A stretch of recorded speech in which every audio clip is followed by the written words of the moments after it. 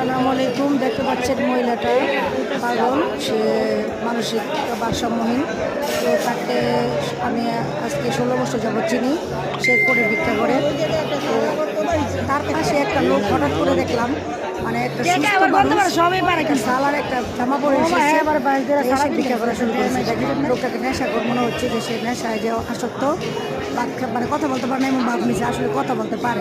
কিন্তু মানে দুনিয়াতে 2 নম্বর মানুষ। ভাই হাসপাতাল পর্যন্ত দেখবেন একটা সারাদিন যাবে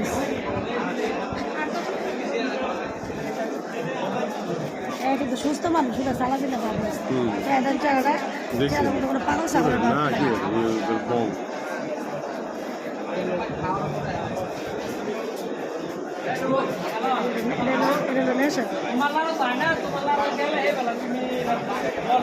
সালা পিন্দে ভাব রয়েছে, আবার গায়ে দিয়ে কথা চিন্তা করে